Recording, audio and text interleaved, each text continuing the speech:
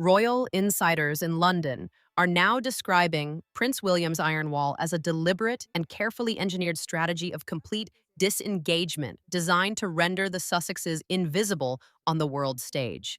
$59 million. That is the precise sum King Charles has firmly declined to transfer to Harry. The Treasury door has been bolted shut, and the Crown withholds its resources from those who have treated loyalty as a tradable commodity.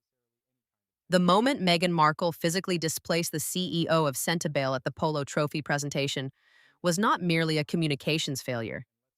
It was the final act that exhausted whatever goodwill remained. In London, Prince William reportedly responded to the footage with a slow, silent shake of his head, a restrained reaction that nevertheless communicated everything. The royal family has reached its conclusion. Meghan is no longer an awkward in-law. She is a designated stranger. Are the British royal family and Hollywood's most powerful agents moving in coordinated silence to remove Meghan from every room that matters? Jeremy Zimmer publicly declared her incompetent at the precise moment the palace severed its last line of communication. Welcome to the Windsor lockout. At the center of the original rupture stood Meghan Markle, the Duchess of Sussex, dressed in a composed, off-the-shoulder white gown. Sophie Chandala, the respected chairwoman of Sentebale and one of its most senior operational voices, had moved forward to present the Polo trophy to Harry. In a moment that left witnesses genuinely startled, Meghan stepped in front of Chandala, repositioning herself to be the one holding the trophy within camera frame. The footage required no commentary. It was not simply a breach of protocol. It was a live demonstration of a woman placing personal visibility above institutional respect. While that incident was still circulating across newsrooms, Jeremy Zimmer, the chief executive of United Talent Agency, one of the three most powerful talent representation firms operating anywhere in the world, did something that almost never happens in the carefully managed universe of celebrity representation. Following the implosion of the $20 million Spotify deal in late 2023, Zimmer chose not to issue the standard creative differences statement. He spoke directly on the record, and what he said functioned as a professional verdict. As reported by The Guardian in June 2023, Zimmer stated that Meghan Markle turned out to be neither a great audio talent nor necessarily any kind of talent, adding that fame alone does not make someone genuinely skilled at anything. In a business where silence is the currency of diplomacy and every bridge is maintained for future leverage, Zimmer's public assessment operated as a commercial death warrant. It transmitted a message to every major studio and streaming platform simultaneously. The Sussexes had transitioned from prestige assets into reputational liabilities. The fracture deepened when Meghan, in what her team framed as a strategic repositioning, signed with WME, William Morris Endeavor, the direct rival of Zimmer's UTA. This was not simply a change of representation. It was a declaration of open conflict between Hollywood's most dominant institutional powers, with Meghan positioned as the contentious centerpiece in a contest of egos and optics. As the calendar advanced into March 2026, the accuracy of Zimmer's assessment was no longer a matter of opinion. It was confirmed in data. Hollywood and the British royal family, two ecosystems that rarely operate in deliberate alignment, had arrived at the same conclusion through entirely separate calculations. The tactic is disarmingly straightforward, yet extraordinarily effective. Content starvation. For the preceding 5 years, the Sussexes' primary commercial asset had been access. Their worth to Netflix and to Spotify had been constructed almost entirely on their claimed ability to part the curtain on the House of Windsor.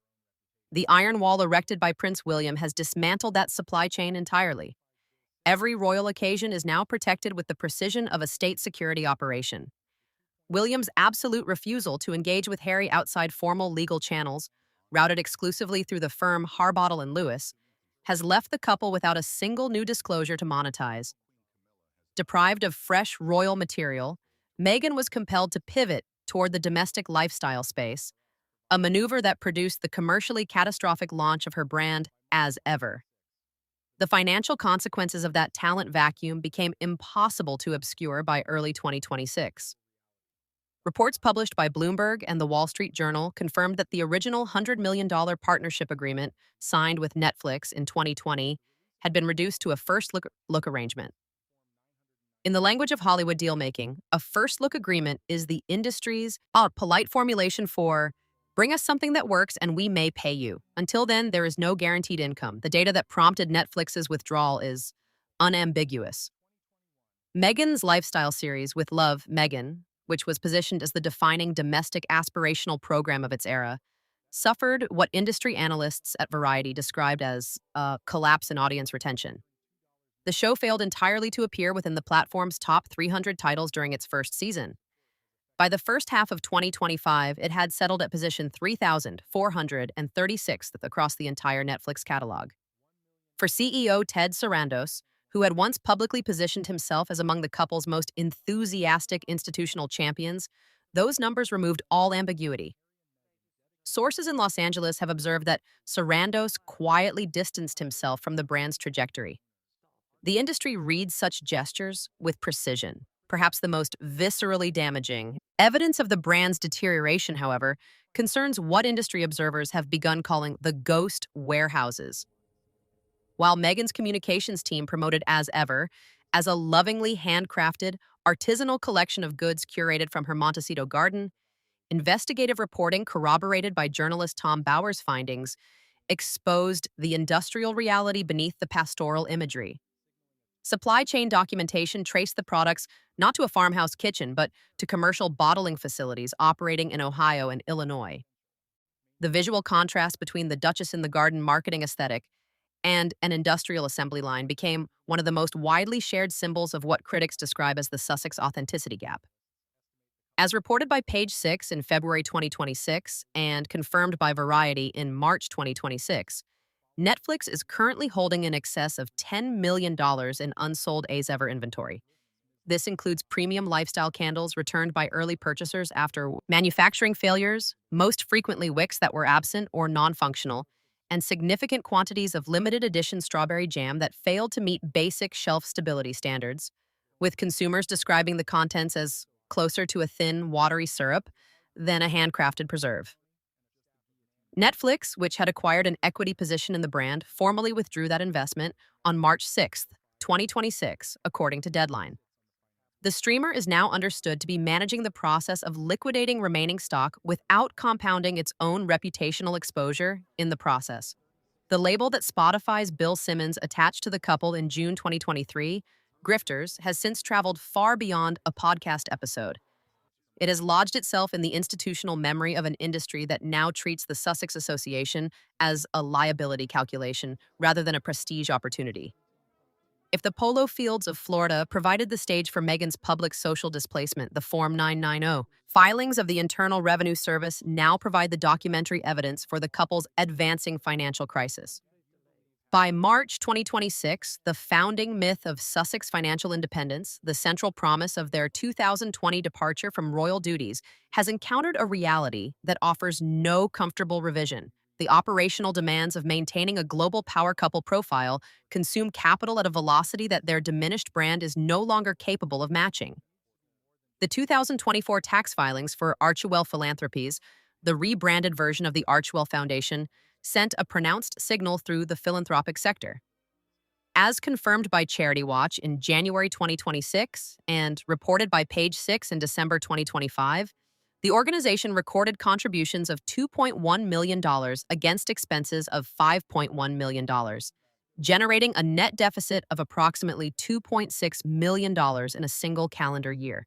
In 2021, at the height of the couple's post-departure momentum, the foundation had attracted over $13 million. The 2024 figure represents a reduction of more than 80% in 3 years. Most significantly, $2 million of the total $2.1 million in contributions originated from a single anonymous donor, meaning that organic, grassroots philanthropic support has functionally ceased. The filings also confirmed, again, that Harry and Meghan each allocated an average of 1 hour per week to the foundation's activities. For major institutional donors, that disclosure has reclassified Archewell from a credible nonprofit to what one sector analyst called a personal visibility vehicle with a charitable registration number. The financial deterioration triggered what insiders describe as a cascading departure of senior personnel at the couple's Montecito operation.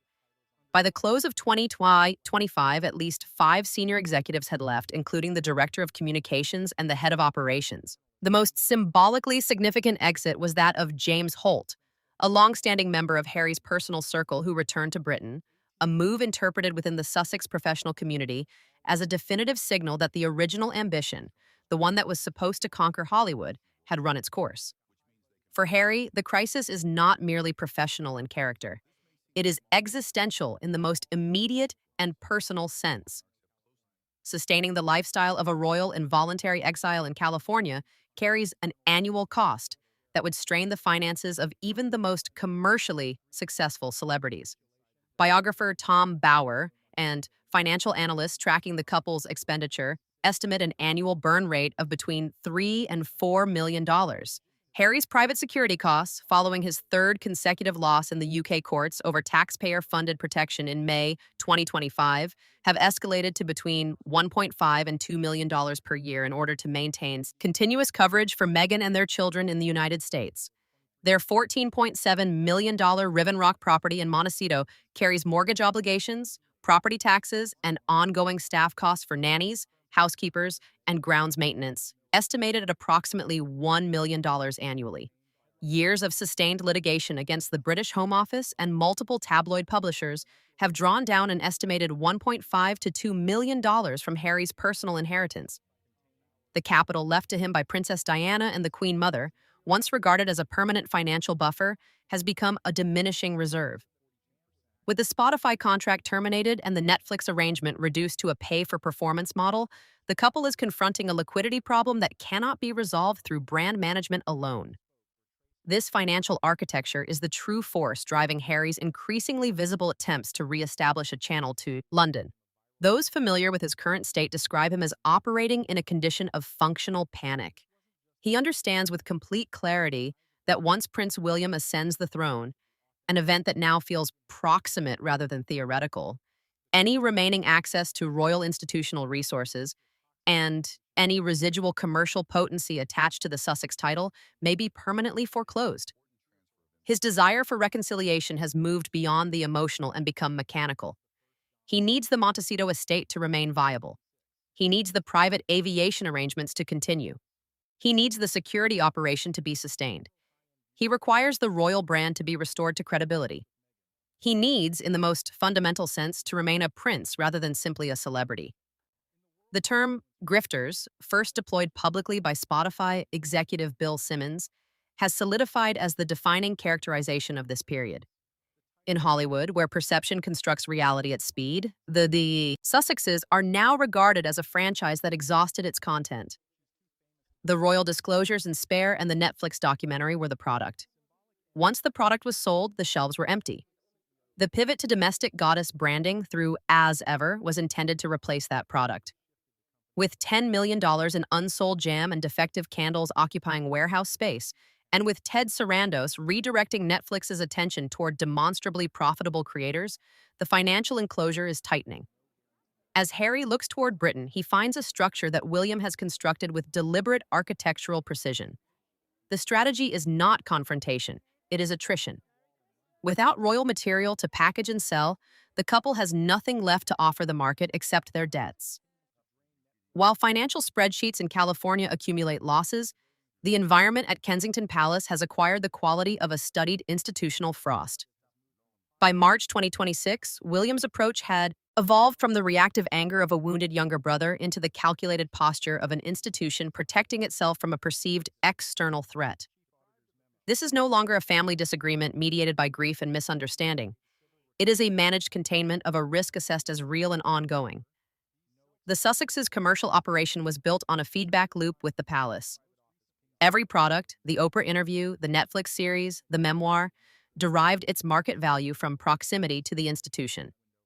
William, operating under counsel from a new generation of strategic advisors, has deployed what communications professionals describe as the gray rock method at institutional scale. By becoming as unresponsive and unengaging as inert stone, William has removed the royal oxygen on which the Sussex commercial ecosystem depends. Every communication from Harry is redirected to Harbottle and Lewis. There are no private calls. There are no informal messages. There are no informal gatherings at any royal residence. Those close to William describe a foundational concern that any private exchange, regardless of its personal context, will be transcribed, refined, and eventually monetized as content. In William's operational framework, Harry is no longer an estranged sibling. He is an active competitor with a documented commercial incentive to record and publish private conversations.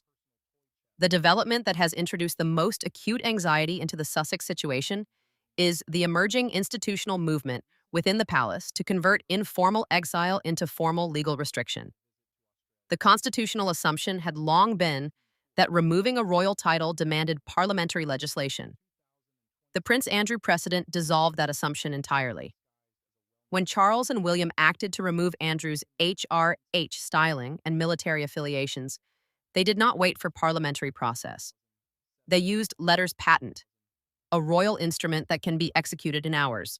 Tom Bower has argued consistently that William is currently oriented toward deploying the same mechanism against Harry and Meghan. The proposed instrument would not require a theatrical public stripping of titles. It would instead legally prohibit the use of the Duke and Duchess of Sussex designations in any commercial context. The original 2020 Sandringham Agreement explicitly forbade monetizing the royal identity, with Meghan selling wellness retreat tickets in Australia at $1,700 per seat and attempting to market royal-adjacent lifestyle products under the Sussex umbrella. William's position is that the agreement has been materially breached. For the Sussexes, the commercial prohibition of their titles is not an ego injury. It is a structural financial verdict. In Hollywood, Meghan Markle without the title is a struggling independent producer with a canceled lifestyle show and a failed jam brand. The Duchess of Sussex is a globally recognized designation that commands attention and commands contracts. Remove it, and the remaining commercial value to Netflix, to WME, and to any luxury brand partnership collapses toward zero. The most damaging allegation to gain institutional traction in early 2026 involves claims of covert content captured during the Sussexes' period as working royals. Sources within the royal household have alleged that Meghan used personal recording devices to capture private rooms, private staff interactions, and private conversations within both Buckingham Palace and Kensington Palace during her operational time as a senior working royal. The footage is alleged to have been gathered in anticipation of a contingency documentary or future memoir project. Within William's inner circle, this allegation has hardened the institutional resolve to a degree that makes any future rapprochement structurally implausible. It has aligned Queen Camilla and Princess Anne with William's position, producing a unified senior royal front committed to ensuring the Sussexes are permanently excluded from every royal property. As William's iron wall holds, the Sussexes are finding access to the rooms that matter increasingly difficult to secure. Through late 2025 and into early 2026, they were absent from the events that previously defined their public profile. The Met Gala, the Oscars, the gatherings at which their arrival once generated the most anticipatory coverage. The Hollywood ecosystem, acutely calibrated to the movement of institutional power, has registered the shift. When Jeremy Zimmer pronounced Meghan untalented, he was not expressing a personal aesthetic preference. He was reading the room. Without William's engagement, the Sussexes are not royals operating outside the system. They are celebrities whose distinguishing credential has been administratively withdrawn. In a parallel effort to establish relevance without palace cooperation, the Sussexes undertook a series of self-organized international engagements in Nigeria, Colombia, and most recently Australia. These tours produced outcomes that reinforced rather than reversed the prevailing narrative. Without the due diligence of palace institutional support, the couple was documented traveling on private aircraft later connected to individuals under investigation in international financial inquiries. William has used these associations as concrete evidence in briefings to the UK government. The Sussexes constitute a reputational exposure for the British state.